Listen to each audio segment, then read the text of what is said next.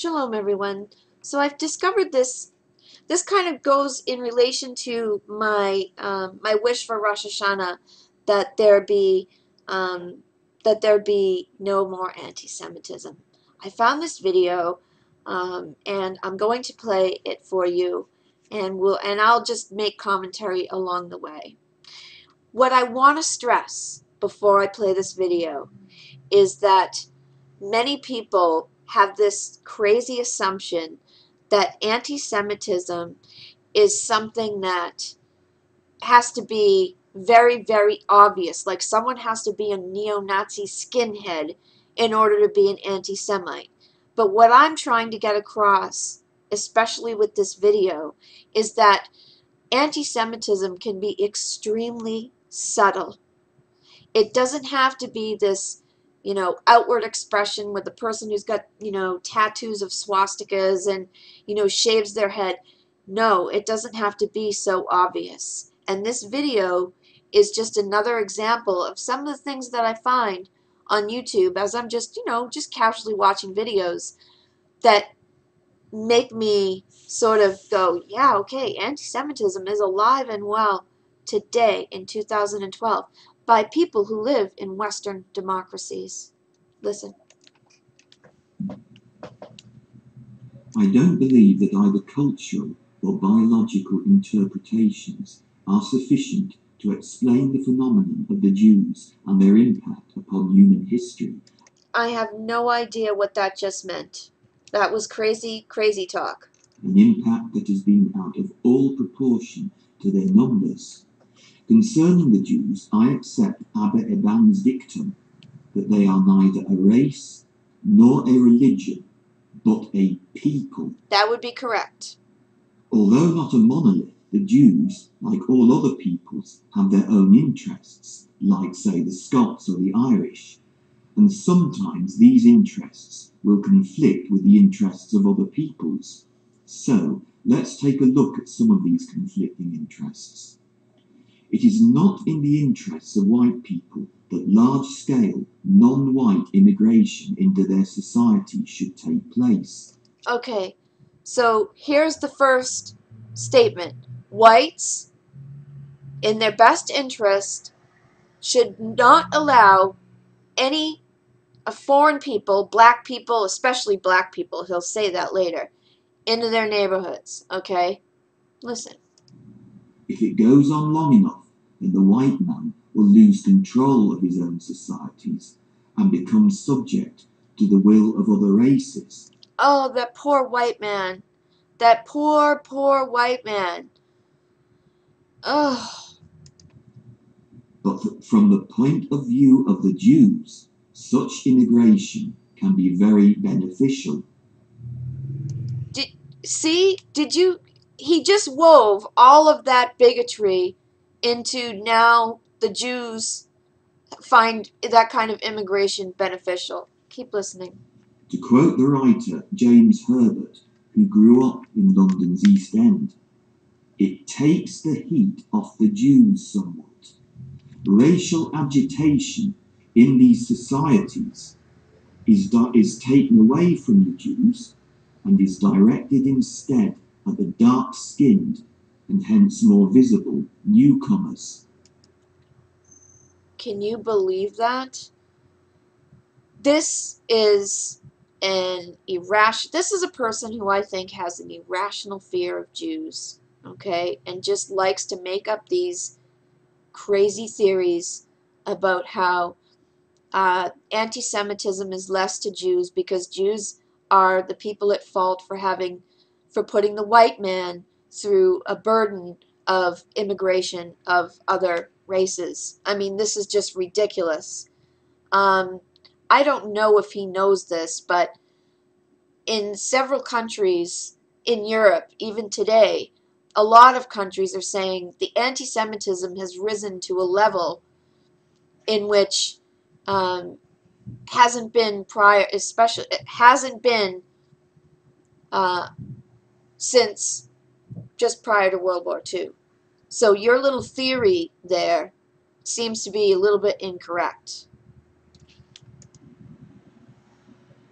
The way to deal with this conflict of interest, I would suggest, lies in correct understanding. Like, there's no conflict of interest unless the white man that you're talking about is another fearful, crazy man who just doesn't accept that there are other kinds of people. Okay? It's one thing to naturally segregate. Like, when I used to live in Boston, okay, there were certain neighborhoods, right? You had the Italian neighborhood, you had the Irish neighborhood, you had the Jewish neighborhood, right? You had the black neighborhood. I mean, that was very common. And it wasn't done forcefully. It was just that's people naturally gravitate and want to be with people that they have things a lot of things in common with, right? Now, there's nothing wrong with that, but you're talking about forced um, you're talking about people being forced to live or not live in certain neighborhoods.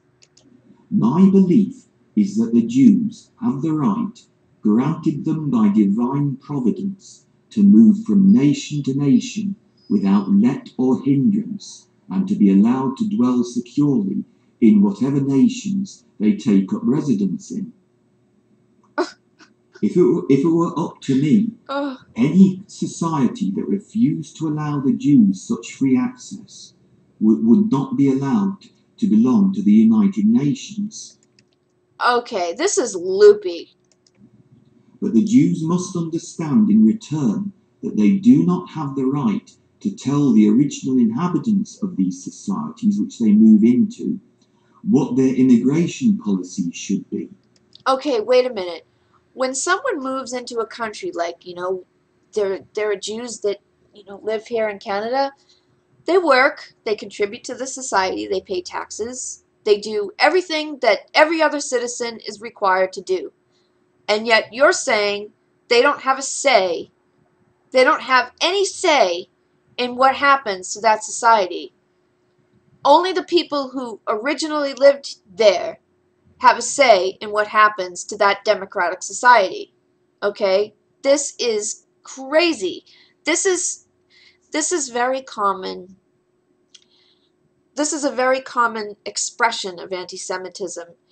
This person is weaving together all of these different things, and he doesn't look like a skinhead, right? He's sitting there, he's talking very nicely, and right, but his ideas are so anti-Semitic, and they're very subtle. They're very subtle ideas. He's not getting on there like a white neo-Nazi skinhead would do, but he's still an anti-Semite. He still has this issue, and this is what I find on YouTube an awful lot.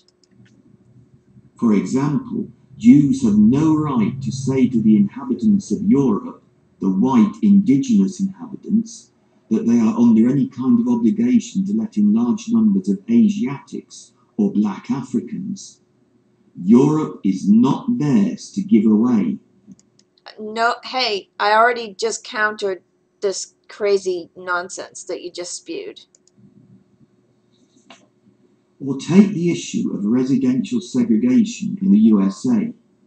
There has long been an argument going on involving, I believe, Abe Foxman of the ADL concerning this issue. From what I understand, Abe Foxman's position is that residential segregation in Israel between Jews and Arabs is legitimate, but that residential segregation within the USA is entirely wrong. Well, you know what?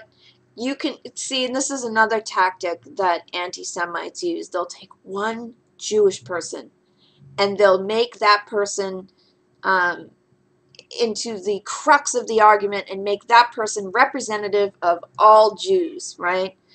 Um, I think I'm not familiar with Abe Foxman's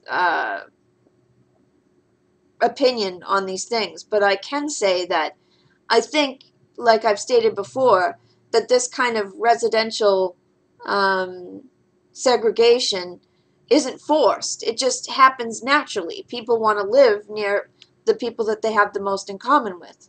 It's not forced though, right? But you're talking about things being forced. And that's a problem. And you're also talking about the fact that it's the Jews' fault. Oh, damn, I hate when that happens. Okay. That residential segregation in Israel between Jews and Arabs is legitimate, but that residential segregation within the USA is entirely wrong. This is clearly hypocritical. I can understand why Jews in Israel don't want to have Arabs moving into their neighborhoods. Well, they do. But I can also understand why many white Americans don't want to have blacks or Mexicans moving into their neighborhoods. This is not so much a matter of prejudice, but rather one of basic security. Okay, there's the key word, security. What underlies a lot of anti-Semitism, and I think most anti-Semitism, and if not all of it, is a fear of the unknown, a fear of who are Jews, right? There's always this kind of fear, and that informs anti-Semitism. That's what fuels it. And when he said that in this video, I went, yeah, of course, because I've long held that fear is a main motivating factor for anti-Semitism. To say that segregation in Israel is justifiable, but that segregation in the USA is indefensible, is a position that cannot be sustained either intellectually or morally. The Jews are compelled to be an international people. I have no idea what that means. This is something required of them by the decree of heaven. Ugh, you have that so wrong, okay? No. No. Jews are supposed to all go back to Israel, okay? Not spread out. Return, okay? You don't even know what you're talking about. And the Gentiles must clearly understand this. But in return, the Jews must clearly understand that other people may not want to be international, but rather to remain strictly local. Okay, this doesn't make any sense. And this includes local self-rule rather than subservience to international institutions. In democratic societies, okay, they do operate on an international level and a local level, okay? Are you trying to say that, for example, Jews in Canada don't vote for local things? They don't have any influence in local things? Oh wait, they're not supposed to have any influence in local things because they're not supposed to have any influence at all because they moved into a country and the people who were there first are the ones that are going to decide what happens and not all the people who live there, right? You know, I just I don't think I should play any more of this. I mean, it's really just it's just a horrible thing. So I think this makes my point that anti-Semitism isn't something that is just right blaring in your face. It's something that can be subtle, and it's something that I think begins with a fear and an irrationality about Jews or whoever it is. It's built on that kind of um, fear of the unknown, and I think that this person displays this quite well and even said it himself. So I'll put the link to the video in the low bar if you want to go over and leave a comment or check it out. But I just find this just highly disturbing, highly disturbing. Shalom, everyone.